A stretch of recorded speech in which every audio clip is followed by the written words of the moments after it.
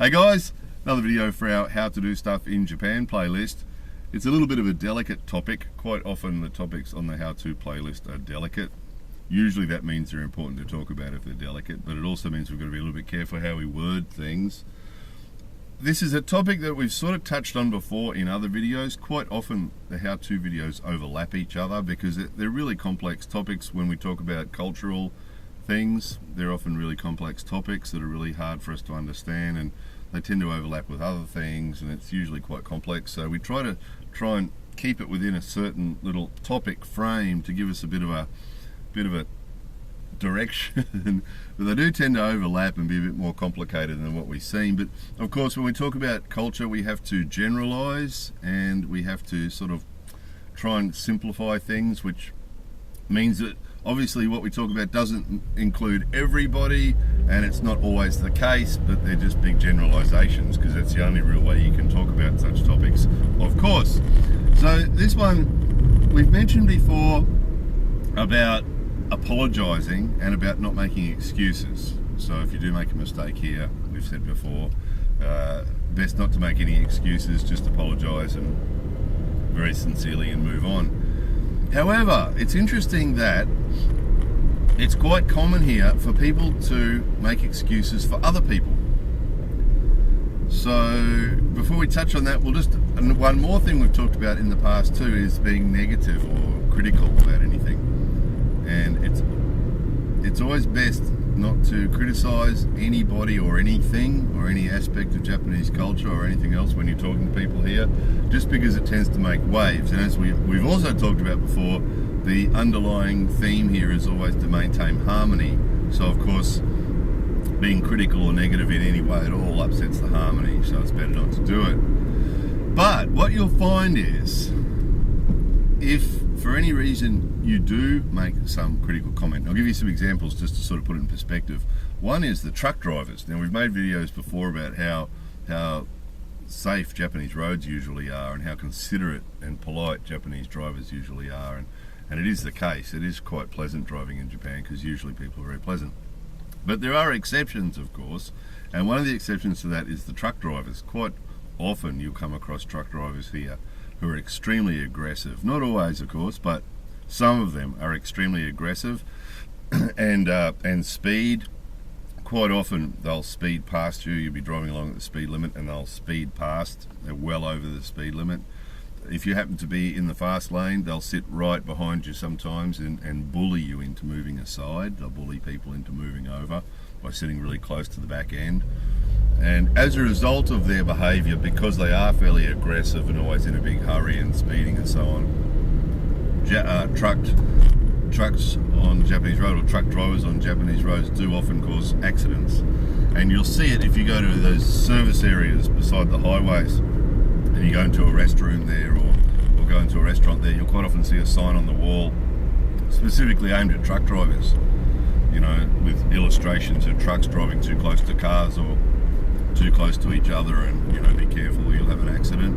And it is a really big problem. Now, it's a really big problem, and obviously the people who run the highways have recognised that. But if you say to a Japanese person, geez, Japanese truck drivers are aggressive, you know, it's pretty scary driving on the road when you've got a Japanese truck behind you because the truck drivers are really aggressive. The response, now we've done this a few times, right? Because it comes up when you're driving around the countryside here, it does come up. And if you say it to a Japanese person, the response that we've got on at least 3 or 4 occasions has been they have tight schedules.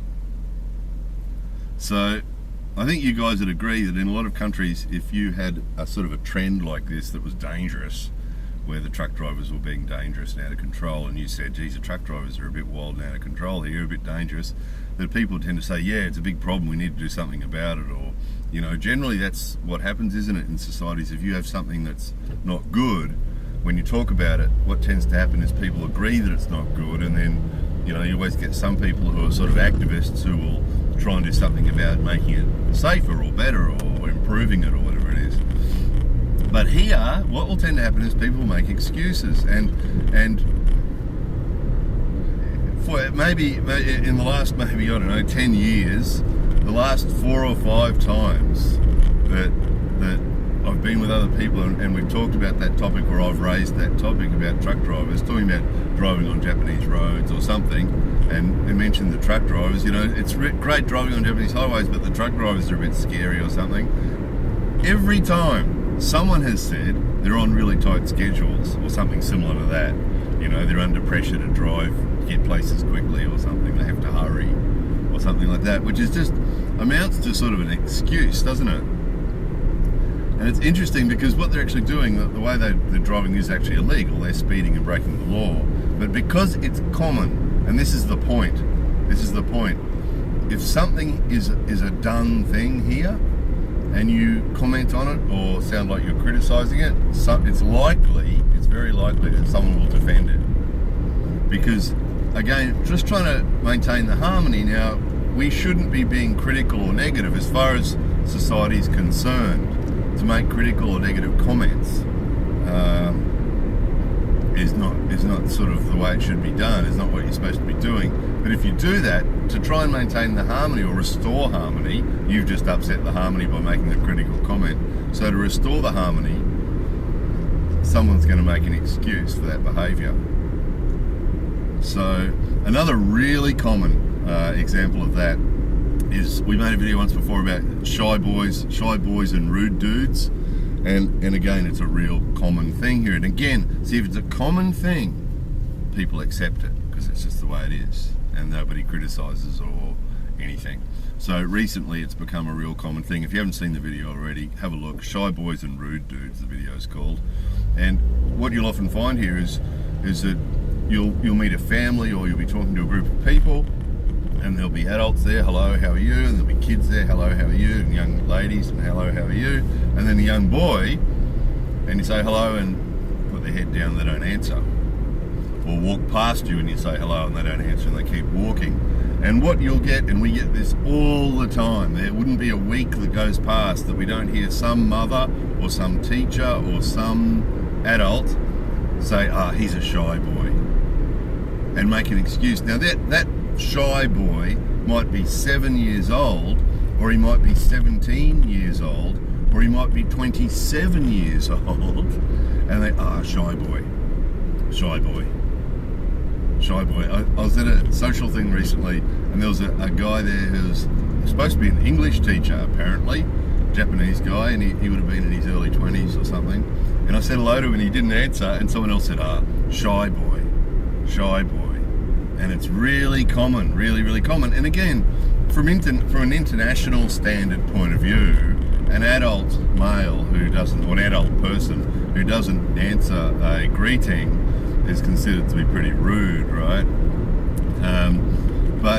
And sort of like some Japanese people do recognise that too, that, you know, it is rude not to answer a greeting. But because that's become a common thing now, and it's sort of a common fashionable, but it's a common thing here for guys just not to answer. And it's going to be a topic of our next video, actually. But it has become such a common thing here now that instead of people saying, hey, like, you know, a lot of you guys, when you were kids, if an adult said hello to you and you didn't answer, you know, your parents would say, hey, you know, answer the person, you know, say hello. But they don't do that. They just, you know, he doesn't answer, so the mother says, he's a shy boy.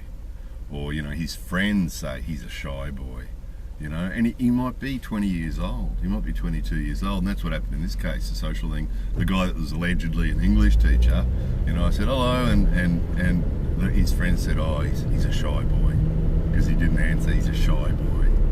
And so they're making excuses for him, basically, aren't they? So actually, just to throw in another one for you, sent an email to one of the bosses at the Japanese tourist organisation, okay? The Japan Tourist Organisation. And didn't get an answer. Sent another email, didn't get an answer. Then sent an email to one of his staff. And she wrote back, and I'd said to her, I'd sent emails to him, didn't get an answer. She wrote back and said, yes, he's a little shy about talking to foreigners. And he's one of the bosses at the Japan Tourist Organisation. But his staff tell me he's a bit shy about talking to foreigners, right? Loads of irony there packed on top of each other. But again, making excuses for him. Didn't apologise actually, just made an excuse. Just said, oh no, he's a bit shy about talking to foreigners. He's probably in the wrong job then, isn't he? Japan Tourist Organisation. But it's just interesting. So the point of this video really is, again, with the how-to videos, really we have to focus on what we can do. And so one point is that if for any reason, I might throw this in too before I go on. We've talked about this before. Japanese people take any observations about Japan very personally, and quite often they'll really genuinely want to know what you think of Japan. What do you think of Japan? And we've talked about this on other videos a few times. And if you say, I like Japan, I like the food, I like the countryside, if you say anything positive, they'll thank you. Oh, thank you very much. They take it very personally. And so, in the same way as if you say something positive about Japan, they'll take it very personally. If you say anything slightly negative or critical about Japan, they'll take it to heart. There's a good chance that they'll take it to heart and be hurt by your comments. So it really is best to avoid, and this is the point of this video, is it really is best to avoid any sort of negative or critical comments at all, if you can. Again, you can do whatever you want, but the reason for these how to do stuff videos is really just a heads up to let you know that it's pointless, really. In some countries, if you talk about something like the truck driver thing, people will talk about it, and that's how change often comes about, improvement and change, because people talk about it. But it's not the case here. It's really not likely if you bring up a topic, any topic at all, that's any way negative or critical or any sort of observation like that at all. It's a good chance people won't like it, and they'll either not respond to it or they'll make an excuse. And that's the interesting part from this point of view. Is it's interesting that you're not allowed to make excuses for yourself here, but it's quite common for people to make excuses for other people, and that's likely to be one of the reactions you'll get. You'll either get given an excuse for why there's that behaviour. Oh, he's a shy boy. Truck drivers are on a tight schedule. Why do the kids stand on the back seat of the car without a seatbelt? Oh, well, they're not going far, or the cars are very safe, or Japan roads are very safe, or some other excuse like that. And it's quite often the case. Just an observation like that too, you might say that. Interesting, in Japan the kids are allowed to walk around on the back seat of the car, even the front passenger seat of the car, which is actually against the law in Japan, but very common. And again, because lots of people do it, instead of saying, yes, that's dangerous, people shouldn't do that, that's critical of other people, and it's not cool to be critical of other people. So rather than be critical of other people here are more comfortable to make excuses for the other people. Which sometimes, obviously, if it's things like kids walking around on seats of cars, I mean, that really is a topic that we should be talking about and doing something about, but they won't. If you say something about it, I'm really surprised Japanese people are so concerned about safety, but it's okay for the kids to walk around on the seat of the car and not wear a seatbelt. They'll just say, oh, well, Japan roads are very safe, or usually if they're not going far, they don't worry about it, or something like that. Again, it's against the law here, but because everybody does it, it's acceptable. So it's sort of, again, a lot of these things tend to come back to maintaining the status quo and maintaining harmony, and not upsetting, not rocking the boat, not making ripples, not being critical. It's also seen that any sort of observations or criticisms or anything about anybody else is arrogant, because you're sort of suggesting that you are that you know more than everybody else does, because it's a common thing that everybody's doing. Again, it's the hive. Those who haven't seen it, we made a video about the hive.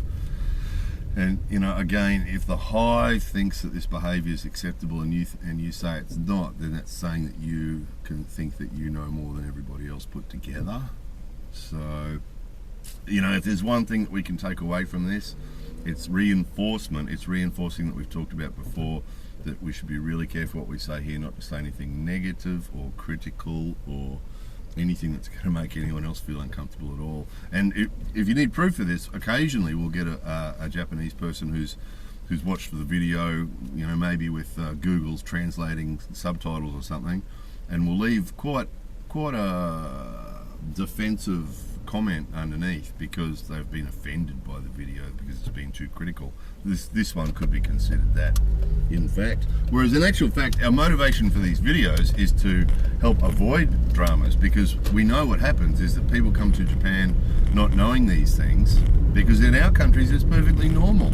Jesus, these truck drivers are insane. You know, in some countries a comment like that would be perfectly, you know, reasonable. Whereas in here it's just going to make you look bad. And that's why we make these videos. It's quite often these things that are quite normal for us to do or say or think, behave in our own countries, we come here and do the same thing. It can get us into trouble. That's why we make these videos. It's to actually help maintain the harmony and help the people who watch our videos when they do come to Japan, help them know about these things before they come. And again, you've still got a choice, of course. You can still come here and say and do whatever you want to do. That's, of course, that's fine. Lots of freedoms in Japan to say and do whatever you want to do. But the idea of these videos is for us to tell you that if you do that here, there will be consequences quite likely. And that they won't be necessarily very good ones. You're not going to achieve anything by that sort of thing here, except some sort of backlash on yourself, probably. People will think less of you, or, you know, not want to hang out with you or whatever because you've made waves, you know. So anyway, hopefully that was interesting for somebody and of use to somebody. So quite surprising, you know, making excuses and criticisms in Japan, things to avoid. Put on our list of things to avoid doing. And hopefully that was useful for somebody. More videos coming soon.